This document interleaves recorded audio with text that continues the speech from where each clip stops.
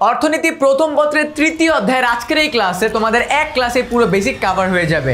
আমি যদি তোমাদেরকে একটু দেখাই, আমাদের তৃতীয় অধ্যায়ে টোটাল 12টা টপিক আছে, যে 12টা টপিক থেকে বিগত বছরগুলোতে প্রশ্ন এসেছিল এবং এর পাশাপাশি ক মার্কের জন্য কেমন প্রশ্ন এসে বোর্ড পরীক্ষাতে প্লাস খ মার্কের জন্য কেমন প্রশ্ন আসে, সেই সব কিছু আজকের এই ক্লাসে আমি তোমাদেরকে কভার আপ করিয়ে দেবো। তার পাশাপাশি তোমাদেরকে বলবো এই তৃতীয় অধ্যায় স্টুডেন্টরা কোন কোন জায়গায় আটকে, যেগুলো কভার আপ করলে তাদের এই চ্যাপ্টার নিয়ে আর কোনো সমস্যা থাকবে না।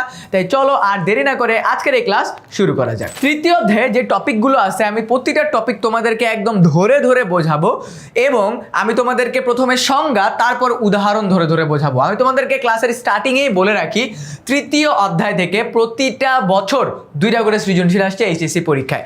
তার মানে তুমি বুঝতেছো এই চ্যাপ্টারটা কতটা ইম্পর্টেন্ট। আমি যদি প্রথমেই কোন টপিকটা নিয়ে কথা বলবো তোমাদেরকে বলি, প্রথমে আমি তোমাদেরকে পড়াবো উৎপাদন কি এবং তার সাথে সংজ্ঞা, এরপরে আমি তোমাদেরকে পড়াবো উৎপাদনের অপেক্ষক। দেখো এখানে অনেকগুলো টপিক দেয়া আছে, বাট আমি যখন তোমাদেরকে পড়াবো একটা টপিকের সাথে তুমি বুঝে যাবা আরেকটা টপিকের মিল কোন জায়গায়। সো আমরা একটা সিকোয়েন্সিয়াল ওয়েতে পুরো অধ্যায়টা কভার আপ করব। প্রথমে আমরা দেখব উৎপাদন কাকে বলে। এখন তোমাদের মাথায় আসতেছে ভাইয়া উৎপাদন, ইয়েস তোমার মাথায় যেটা আসতেছে ওইটাই কারেক্ট। উৎপাদন মানে হলো যে কোনো কিছু তৈরি করা। সো উৎপাদন বলতে আমাদের আশেপাশে যে কোনো জিনিস তৈরি করাকে আমরা বুঝে থাকি। সো উৎপাদন শব্দের অর্থ কি? উৎপাদন মানে হলো যে কোনো কিছু তৈরি করা, যে কোনো কিছু তৈরি করা। আমাদের আশেপাশে যা কিছুই আছে, সেটা হতে পারে একটা ফ্রিজ, হতে পারে একটা টিভি, হতে পারে তোমার এই টি শার্ট, হতে পারে তোমার এই চশমা, গ্লাস, ঘড়ি, যা কিছুই তুমি দেখো সব কিছুই তো তৈরি করা হয়, অ্যান্ড যেটাই তৈরি করা হয় ওইটাই এক ধরনের উৎপাদন। পরীক্ষায় যদি আসে উৎপাদন কি, তুমি লিখবা প্রকৃতি থেকে কাঁচামাল সংগ্রহ করে কোনো কিছু তৈরি করাকেই উৎপাদন বলা হয়ে থাকে। এরপরে তুমি একটা উদাহরণ দিবা যে প্রকৃতি থেকে তোমার গাছ সংগ্রহ করে সেটাকে প্রক্রিয়াজাতকরণের মাধ্যমে মানুষের ব্যবহার উপযোগী পণ্যে রূপদান করা হয়, যেমন টেবিল, চেয়ার এবং যে কোনো ধরনের ফার্নিচার। এটা হলো কি উৎপাদনের উদাহরণ। ডান হয়ে গেছে। এবার আমাদেরকে একটা জিনিস মনে রাখতে হবে যে উৎপাদনের মাধ্যমে আমাদের 6 ধরনের উপযোগ সৃষ্টি হয়। কয় ধরনের? উৎপাদনের মাধ্যমে আমাদের 6 ধরনের উপযোগ সৃষ্টি হয়। সো এই 6 ধরনের উপযোগ থেকে আমাদের খ মার্কের প্রশ্ন আসবে যে উৎপাদনের উপযোগগুলো কি কি। সো চলো আমি তোমাদেরকে একটা একটা করে বোঝাই দিই। প্রথমত রূপগত উপযোগ। অনেকে বলতে পারো ভাইয়া 6টা উপযোগ তো বললেন, বাট উপযোগ কথার অর্থ কি এইটাই আমি জানি না। উপযোগ মানে হলো অভাব পূরণের ক্ষমতা। এক্সাম্পল দিই তোমাকে, আমার এই চশমার মাধ্যমে আমার স্পষ্টভাবে দেখার অভাব দূর হয়, আমার এই ঘড়ির মাধ্যমে আমার সময় দেখার অভাব দূর হয়, আমার সামনে যে ক্যামেরাটা আছে এটার মাধ্যমে তোমরা আমাকে দেখতে পারতেছো, তোমাদের আমার ক্লাস করার অভাব পূরণ হচ্ছে। আমরা আজ পর্যন্ত যা যা কিনি, দোকান থেকে হোক বা যে ধরনের সেবা নিয়ে হোক, সেটা আমাদের কোনো না কোনো ধরনের অভাব পূরণ করে, অ্যান্ড এই অভাব পূরণকে আমরা কি বলে থাকি? উপযোগ বলে থাকি। যখনই আমরা কোনো একটা দ্রব্য কিনি বা কোনো একটা সেবা নেই, সেটা আমাদের 6 ধরনের উপযোগ সৃষ্টি করে। কি কি? প্রথম হলো রূপগত, তারপর আছে আমাদের হলো স্থানগত, আমি সবগুলো তোমাদেরকে বোঝাই দিব। স্থানগত, তারপর আমাদের আছে কি কালগত উপযোগ, সেবাগত উপযোগ, এরপর আমাদের আছে হলো সত্যগত উপযোগ, অ্যান্ড লাস্টলি উই হ্যাভ জ্ঞানগত উপযোগ। আমি একটা একটা করে ধরে ধরে তোমাকে বোঝাচ্ছি। প্রথমে আমার আছে রূপগত উপযোগ। রূপগত উপযোগের প্রথম এক্সাম্পলটাই কি? এই যে মনে করো তোমার সামনে যে চেয়ারটা আছে অথবা তুমি যে টেবিলে বসে এখন আমার এই ক্লাসটা করতেছো, এই টেবিলটা কি ধাপ করে আকাশ থেকে পড়ছে? না, এই টেবিলটা প্রথমে গাছ ছিল।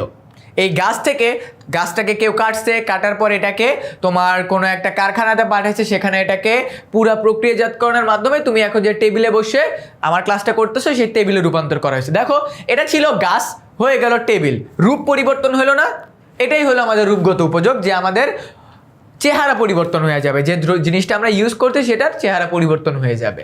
এরপরে আমাদের সেই স্থানগত। চিন্তা করো গ্রীষ্মকালে তুমি আম খেতে চাও এবং তোমার এক ফ্রেন্ড রাজশাহীতে থাকে, তুমি তাকে কল দিয়ে বললা দোস্ত আমাকে 5 কেজি আম পাঠা। তোমার সেখানে যেতে হলো না, ওইখান থেকে তোমাকে প্রোডাক্টটা পাঠাই দিল। এটাই হলো স্থানগত উপযোগ। এক জায়গার দ্রব্য আমরা আরেক জায়গা থেকে কিনতে পারি বা নিতে পারি। ডান। এরপরে আমাদের আছে কালগত উপযোগ, এটাকে সময়গত উপযোগও বলা হয়। চিন্তা করো আমাদের দেশে রমজান মাস, প্রতি বছর রমজান মাসে তেলের সংকট দেখা দেয়। এই তেলের সংকট এটা কি আদৌ ন্যাচারাল? না, এটা কৃত্রিমভাবে এই সংকটটা তৈরি করা হয়। সিমিলারলি পেঁয়াজের ক্ষেত্রেও কি করা হয়, তেলগুলোকে সংরক্ষণ করে রাখা হয়। এখন তেলগুলোকে যখন সংরক্ষণ করে রাখা হলো, যখন এটার দাম বেড়ে যাবে তখন এটাকে বাজারে ছাড়ে। আর আমরা জানি যখন একটা প্রোডাক্টের অনেক বেশি ডিমান্ড বাজারে থাকে, ওটাকে যখন হুট করে বাজারে ছাড়া হয়, এটার দাম অনেক বেশি বেড়ে যায়। আর এটাকে বলা হয় আমাদের কালগত বা সময়গত উপযোগ। যখন যেটা প্রয়োজন তখন সেটাকে বাজারে ছাড়তেছি। এরপরে হলো আমাদের সেবাগত উপযোগ। চিন্তা করো তুমি যে প্রোডাক্টটা কিনছো এটার মাধ্যমে তোমার কোনো না কোনো এক ধরনের প্রয়োজন দূর হয়েছে। যেমন আমি যদি আরও ভালোভাবে এক্সাম্পল দিই, metro rail, elevated express, Padma সেতু, এটা আমাদেরকে সেবা প্রদান করতেছে। সো এটার মাধ্যমে আমাদের সেবাগত উপযোগটা সৃষ্টি। এরপর হলো সত্যগত। মনে করো আমার কাছে এই মাউসটা আছে, এই মাউসটা আমি যখন কেনার জন্য দোকানে গেছি, এই মাউসের তখনের মালিক কে ছিল? দোকানদার ছিল। দোকানদারকে আমি যখন টাকা দিলাম, দোকানদার তখন আমাকে এই মাউসটা দিল। তার মানে এটার মালিক ছিল আগে দোকানদার, পরে মালিক পরিবর্তন হয় আমি হয়েছি। সো এটাকে বলা হয় সত্যগত বা মালিকানাগত উপযোগ, মানে মালিককে। আর এরপর হলো জ্ঞানগত। দেখো ডিসকন আইসক্রিম তোমরা তো সবাই চিনো, অনেকেই চিনো। ডিসকন আইসক্রিমটা হুট করে কিন্তু বাজারে আসেন, এটাকে প্রথমে মার্কেটিং করা হয়েছে, মানে আমাদেরকে আগে জানানো হয়েছে যে বাজারে এমন এক ধরনের আইসক্রিম আসছে যেটার উপরের লেয়ারে মোটা চকলেটের বার থাকে। সো আমাদেরকে প্রথমে জ্ঞানটা দেওয়া হয়েছে, তখনই আমরা কি অন্যান্য আইসক্রিমের জায়গায় ডিসকন আইসক্রিমকে প্রায়োরিটি দিচ্ছি। এই যে আমাদের জ্ঞান হইল যে আমরা আমাদের টাকা দিয়ে বেস্ট একটা প্রোডাক্ট নিতে পারি, যেটা আমাদেরকে অ্যাওয়ারনেস ক্রিয়েট করা হয় যে বাজারে আসলে এই প্রোডাক্টটা আছে। সো এই যে আমাদের 6 ধরনের উপযোগ, এখান থেকে আমাদের খ মার্কের প্রশ্ন আসবে উপযোগ কি, উৎপাদনের উপযোগগুলো কি কি। এখান থেকে আমাদের গ নম্বর প্রশ্নও আসতে পারে। সো আমি যখন তোমাদেরকে পড়াচ্ছি, টপিক পড়ানোর পাশাপাশি তোমাদেরকে বলে দিব আমরা কখন কোন বোর্ডের কোন সালের কোশ্চেন কমপ্লিট করতেছি, একটু পরে তোমাদেরকে দেখাই দিচ্ছি। সো আমাদের অলরেডি উৎপাদন কি ডান, উৎপাদনের উপযোগগুলো ডান, উইথ সংজ্ঞা, উইথ এক্সাম্পলস। ওকে, ঠিক আছে। আমি যদি দেখো, আমি তোমাদেরকে বলে রাখি, যখনই আমরা একটা টপিক কভার করব আমরা এই চেকলিস্টটাতে টিক দিব, যাতে করে আমাদের কাছে রেকর্ড থাকে যে হ্যাঁ আমাদের পড়াগুলো কমপ্লিট হচ্ছে। সো আমাদের প্রথমে উৎপাদন, এই টপিকটা আমরা কি করে ফেললাম, ডান করে ফেললাম। ওকে ওকে ফাইন। এরপরে আমরা পড়বো অপেক্ষক। মনে রাখবা এই অপেক্ষক নিয়েই তোমাদের যত ধরনের অপেক্ষা। ভাইয়া বুঝি না ভাইয়া অপেক্ষক কি, অপেক্ষক আর অপেক্ষা দুইটা কি সেম? আরে না রে বাবা, সেম না। আমি এখন তোমাদেরকে বোঝাই দিচ্ছি। মনে রাখবা অপেক্ষক শব্দটার অর্থ হলো সম্পর্ক। অনেকে ভাবতেছে ভাইয়া অপেক্ষক মানে কেমন সম্পর্ক, তুমি যেটা ভাবতেছো সেটা না, ঠিক আছে? আমি আগেই তোমাকে বলিনি, তুমি যেটা ভাবতেছো সেটা না। অপেক্ষক মানে হলো ইনপুট এবং আউটপুটের মধ্যকার সম্পর্ক। এখন এটা কি? সো আমি তোমাদেরকে বলি ইনপুট এবং আউটপুটের মধ্যকার সম্পর্ক, এবং আমাদের কি আছে আউটপুট, এই দুইটার মধ্যকার সম্পর্ক। এক্সাম্পল দেই তোমাদেরকে। এক্সাম্পলটা হলো, মনে করো আমি আমার এই এয়ারবাডটা কিনবো। এয়ারবাডটা কিনতে গিয়ে আমার কাছে টাকা প্রয়োজন। এই এয়ারবাডটার দাম হলো 8,500 টাকা। এখন এইটা হলো আউটপুট, মানে আমি কত টাকা দিলে এইটা পাবো, এটা হলো কি আউটপুট। আমি 8,500 টাকা দিলাম। কত টাকা দিলাম? 8,500 টাকা দিলাম, এবং এরপরে আমি কি পেলাম? আমার এই এয়ারবাডটা পেলাম। এখন এই যে কত টাকা দেওয়ার কারণে আমি কেমন প্রোডাক্ট পাচ্ছি, এই দুইটার মধ্যকার সম্পর্ককে আমরা কি বলবো? অপেক্ষক বলবো। তার মানে আমি কত টাকা দোকানদারকে দিলে দোকানদার আমাকে কেমন প্রোডাক্ট দিবে, এইটাই হলো আমার অপেক্ষক। এটাই আমাকে ক্যালকুলেট করতে হবে। ক্লিয়ার? অনেকে বলতে ভাই আরও সহজ এক্সাম্পল দেন। তোমার কাছে এখন 100 টাকা আছে, তুমি এই ভিডিওটা যখনই দেখতেছো, মনে করো তোমার কিছু একটা খাইতে ইচ্ছা করছে, তুমি 100 টাকা নিয়ে দোকানদারের কাছে যা টাকাটা দিলা যে আমি কিছু খাইতে চাই, আমাকে খাবার দেন। এই যে তুমি টাকাটা দিলা, এটাই হলো ইনপুট। দোকানদার তোমাকে যে প্রোডাক্টটা দিবে ওইটাই আউটপুট। কত টাকা দেওয়ার কারণে তুমি কি প্রোডাক্টটা পাচ্ছ, এই দুইটার মধ্যে সম্পর্ক বের করাই আমাদের অপেক্ষক। ক্লিয়ার? এই অপেক্ষককে আমরা 2 ভাগে ভাগ করি। কয় ভাগে? 2 ভাগে ভাগ করি। অপেক্ষক 2 প্রকার। অপেক্ষক কত প্রকার? অপেক্ষক হলো আমাদের 2 প্রকার। এটা আমাদের খ নম্বরের কোশ্চেন। একটা হলো আমাদের স্বল্পকালীন অপেক্ষক, আর একটা হলো আমাদের দীর্ঘকালীন অপেক্ষক। বাই দ্য ওয়ে, এই অপেক্ষক বুঝতে গেলে আমাদেরকে আরও একটা টপিক বুঝে ফেলতে হবে, যেই টপিকটা আমরা অলরেডি এখানে আমরা রেখে দিছি। সেটা কি? এটা হলো উৎপাদনের উপকরণ। মনে রাখবা, এই অপেক্ষক বুঝতে হলে তোমাকে উৎপাদনের উপকরণটা বুঝতে হবে, কারণ একটা আরেকটার সাথে ইন্ট্রা কানেক্টেড। তাই অপেক্ষক বোঝার আগে চলো আমরা উৎপাদনের উপকরণগুলো আগে একটু জেনে নেই। ওকে, উৎপাদনের উপকরণ হলো 4টি। উৎপাদনের উপকরণ কয়টি? উৎপাদনের উপকরণ 4টি। মনে রাখবা, এই কোশ্চেনটা এইচএসসি পরীক্ষায় কোনো না কোনো বোর্ডে কোনো না কোনো বছর এবং স্পেশালি প্রতি বছরই আসে।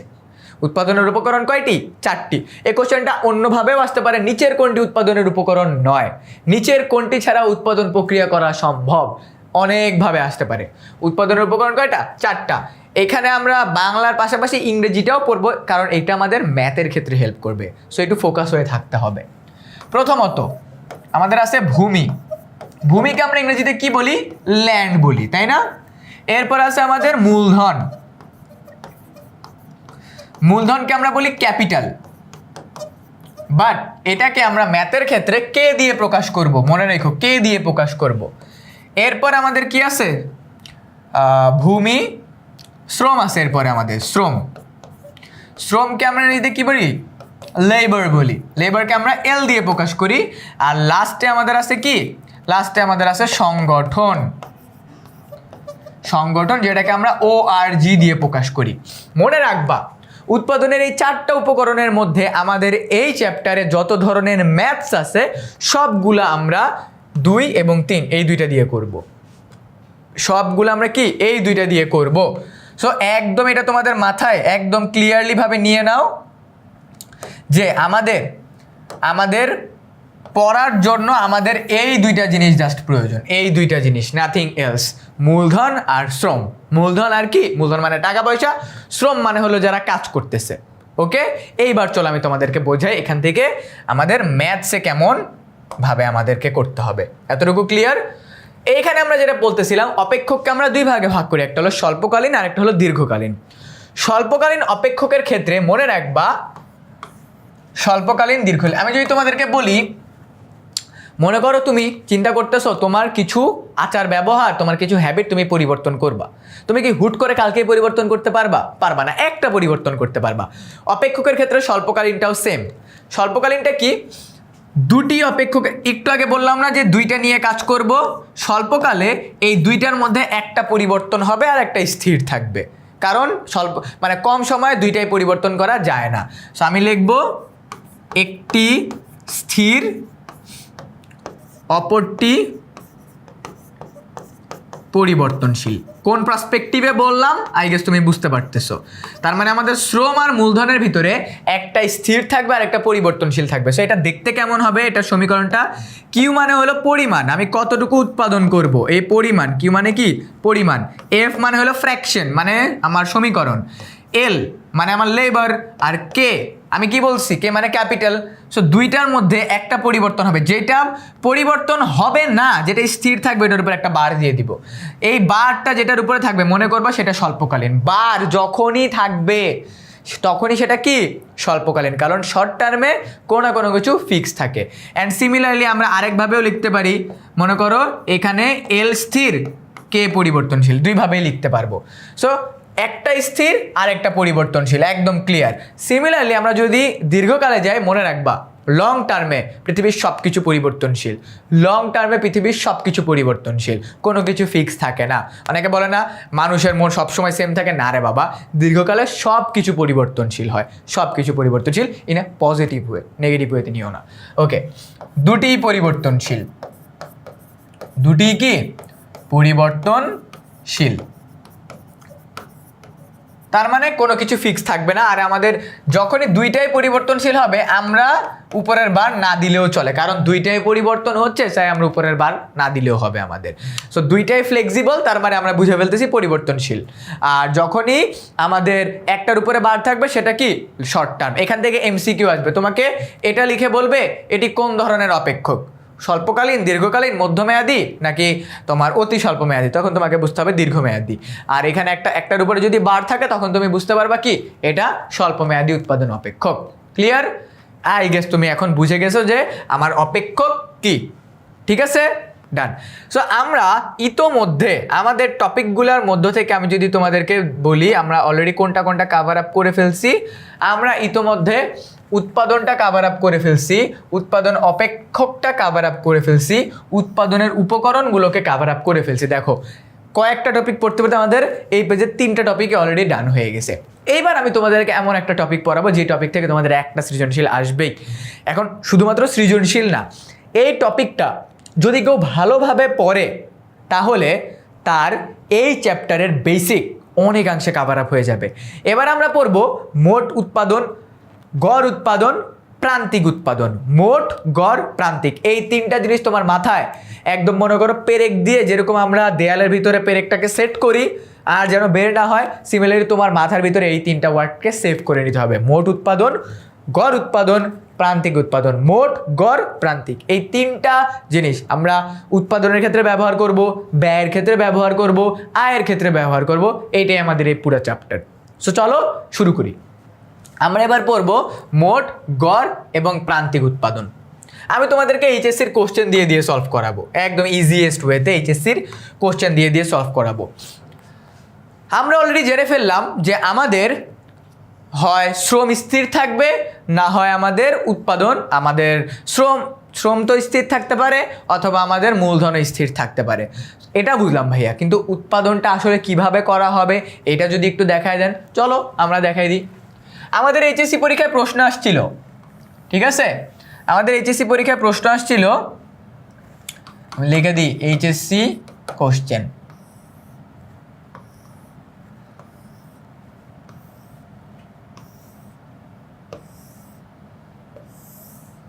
ওকে ডান।